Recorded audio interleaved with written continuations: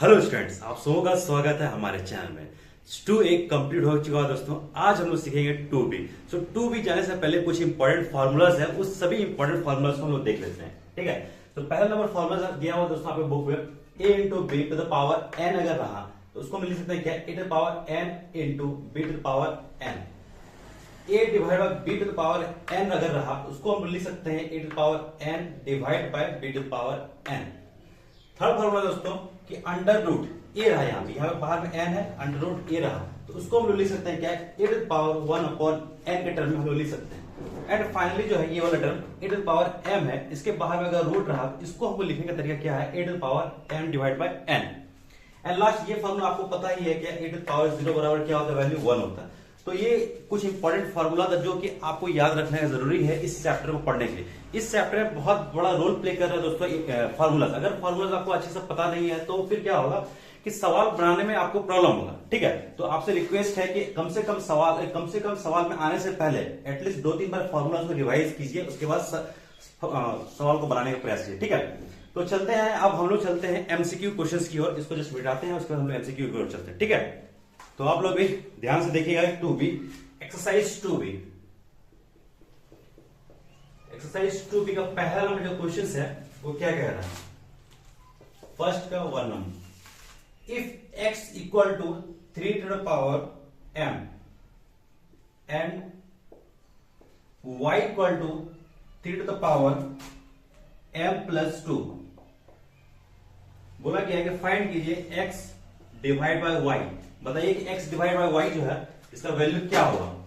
ठीक है, तो देखिए यहाँ पे क्लियर कट आपको सोचना बस ये है कि यहाँ पे x और y दिया हुआ है, तो सिर्फ और सिर्फ x और y का वैल्यू हमें पुट करना है।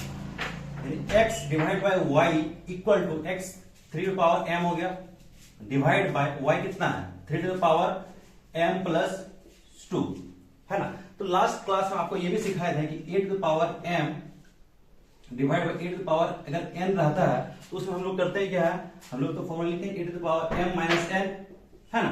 तो यही फॉर्मूला पे बेस्ड ये है, इसको देखिए हम लोग करते हैं वो सेम टू सेम काम करेंगे।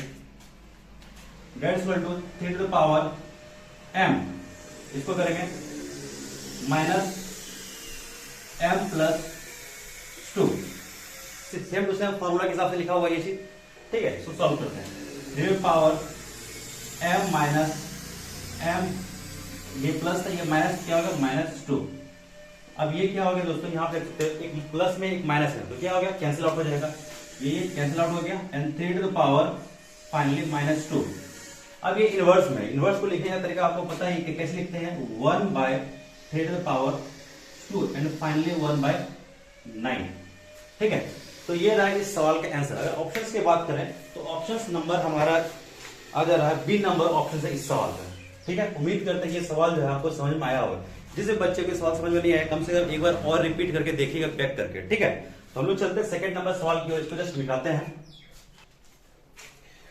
तो स्टूडेंट सेकंड नंबर क्वेश्चन में हम लोग आते हैं। सेकंड नंबर क्वेश्चन क्या कह रहा है कि x to the power minus 2 divide by 3y to the power minus 1 से होल पावर माइनस 1। इसमें भी 4 ऑप्शन दे रखा है, इसको भी प्रयास करते हैं कैसे बनता है। ठीक है, जहां कहीं भी इनवर्स आ रहा है तो सीधा सीधा आपको समझना है कि आपके पास पता है कि इनवर्स का मतलब क्या है, ए इनवर्स मतलब 1 बाय ए है ना। सेम काम यहां पर हम लोग करने का प्रयास करते हैं। देखिए यहां पे क्या लिखा हुआ है, x टू द पावर 2, तो क्या लिख सकते हैं हम लोग, x स्क्वायर लिख सकते हैं, लिख सकते हैं, बिल्कुल लिख सकते हैं। अब यहां पे क्या है 3y इनवर्स है, चलिए डिवाइड कर देते हैं, whole divide by 3y inverse है। तो जो y इनवर्स है तो ये तो ऊपर चले जाएगा, अगर नहीं ऊपर यहां भी ये जाएगा y इनवर्स। देखो इस चीजों को हम ऐसे लिख सकते हैं कि लिख सकते, बिल्कुल लिख सकते हैं, क्योंकि हमको पता है कि y x to power minus 2 है। इसका मतलब क्या है 1 अपॉन ये लिख दिए, फिर ये डिवाइड का साइन है यहाँ पे लिख दिए डिवाइड का साइन, उसके बाद 3 है यहाँ पे लिख दिए 3। ठीक है, उसके बाद क्या y इनवर्स कैसे लिख सकते हैं, उस पे क्या लिखा हुआ है, उस पे है होल इनवर्स।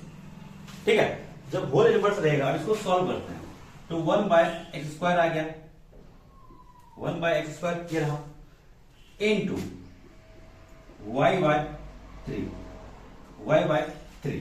ये जो बड़ा बड़ा डिवीजन साइन होता है ये क्या हो जाता था, मल्टीप्लाई में हो जाता है। ठीक है, और उसके बाद ये फिर चेंज आकर के ऐसे फॉर्म में लिखते हैं। और फाइनली जो है इसके ऊपर में पावर क्या है, इनवर्स का। अब इसको मल्टीप्लाई करो और लिखो y divide by 3x square पे इनवर्स। अब जब ये इनवर्स हो गया तो इसको पलटना तो भी है हमें, तो पलट देते हैं पूरा का पूरा। जैसे इसको पलटिएगा, ये इनवर्स लिखा गया मतलब कंप्लीट इनवर्स हो गया इसका, तो इसको सिंपली वहां एक वर्ड में 3x square divide by y, इसका फाइनल आंसर आ गया। अगर हम ऑप्शन नंबर में बात करें कि ऑप्शन नंबर हमारा क्या है, 3x square divide by y, तो option number A is the right answer of this question. ठीक है, उम्मीद करते हैं कि ये सवाल भी आपको समझ में आया होगा। इसको जल्दी से जल्दी लिख लीजिए आप। तो चलिए स्टूडेंट क्वेश्चन नंबर थर्ड की ओर। क्वेश्चन नंबर थर्ड हमारा क्या कह रहा है, question number third 4/5 to the power -3 into 4/5 to the power -5 into equal to 4/5 to the power 3x -2। तो बोला गया क्वेश्चन में क्या, फाइंड कीजिए what is the value of x, what is the value of x। तो last class में आपको सिखाए थे, आपको हम सिखाए भी थे, जब कभी भी इस फॉर्मेट रहा, इस फॉर्मेट में, और यहां पे अगर पावर नेगेटिव रहता है, इसको पॉजिटिव बदलने के लिए क्या करना पड़ता है, ये चीज हो जाती है, डिनोमिनेटर को डिनोमिनेटर बदल देंगे और जो भी डिनोमिनेटर में था वो डिनोमिनेटर में चले जाएगा। उसके बाद अगर ये नहीं करोगे, अगर ये नहीं करते तो डायरेक्ट आपके पास ये भी फॉर्मूला है, क्या फॉर्मूला है, ये देखो बेस सेम है, बेस सेम है कि नहीं, 4/5 हमारे जब बेस सेम है तो बेस सेम है तो फॉर्मूला लगा दो, और यहाँ पे इनटू का साइन है, जैसे ही इनटू का साइन होगा तो क्या हो जाएगा, पावर हमारा ऐड हो जाएगा, तो -3 प्लस -5 इक्वल टू 4/5 3x -2। देखो हम ऐसा कैसे करते हैं, हम क्योंकि हमें पता है फॉर्मूला, इसलिए हम बोल रहे हैं बार बार कि फॉर्मूला से कितना बड़ा इंपॉर्टेंट रोल प्ले कर रहा है। ठीक है, 4/5 टू द पावर -3, और ये प्लस और माइनस क्या हो गया, माइनस हो गया, equal to 4/5 to the power 3x -2। और एक लाइन लिखते हैं हम लोग, 4/5 to the power -8 equal to 4/5 to the power thrice x -2। ठीक है, अच्छा अब ये देखो यहाँ पे 4/5 भी है, 4/5 है, यानी कि दोनों साइड इक्वल है और यहाँ पे इक्वल टू का साइन है, तो उस कंडीशन में क्या करते हैं, तो पावर हमारा क्या हो जाएगा, पावर भी हमारे इक्वल होगा। ठीक है, तो इसको हम लोग थोड़ा सा साइड की इस साइड में लिखने का प्रयास कर रहे हैं, आई होप कि इस साइड आपको दिख जाएगा। -8 इक्वल टू 3x -2। ठीक है, अब यहां से हम क्या करते हैं, हमें x का मान बोला निकालने का, x का मान निकालते हैं, -8 ये -2 है, इस साइड में लाते हैं तो क्या होगा, +2 इक्वल टू 3x। अब इसको सॉल्व करते हैं, -6 इक्वल टू 3x, और हम लिख सकते हैं क्या, 3x इक्वल टू -6। अब यहां से हमें वैल्यू चाहिए क्या, x का value, therefore x equal to -6 divide by 3 2 times, so finally जो x का वैल्यू आ जा रहा हमारा, वो आ रहा है -2। ठीक है, अगर हम ऑप्शन नंबर का बात करें, ऑप्शन नंबर हमारे क्या है, option number C is the right answer of this question. तो इसलिए बोल रहे हैं दोस्तों कि आप लोग कम से कम फॉर्मूला याद रखिएगा, विदाउट फॉर्मूला सवाल नहीं बन सकता है, आपको प्रॉब्लम होगा सवाल को सॉल्व करने के लिए। ठीक है, जिससे बच्चे को कहीं भी दिक्कत, कहीं भी कंफ्यूजन, परेशानी हो रहा है, डेफिनेटली जो है सवाल को कमेंट करके बिल्कुल पूछिए, और एक काम कर सकते हैं कि आप मतलब फिर से रिपीट कर सकते हैं सवाल को। ठीक है, क्योंकि अभी क्या होता है कि हम तो रिपीट नहीं कर पाएंगे ना, आपके पास ऑप्शन है रिपीट करने का, तो आप लोग रिपीट कर दीजिएगा। तो चलिए अब हम चलते हैं क्वेश्चन नंबर 4 की ओर। क्वेश्चन नंबर 4 क्या कह रहा है, इसमें find the value of x बोला निकालने कि m divide by n to the power x -1 equal to n divide by m to the power x -5।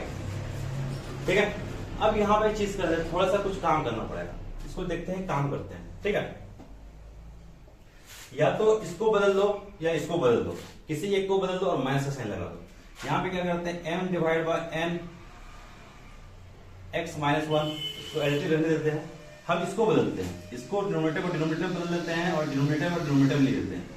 जैसे ही यहाँ पर हम करते हैं तो यहाँ पे क्या आ जाएगा, नेगेटिव साइन आ जाएगा।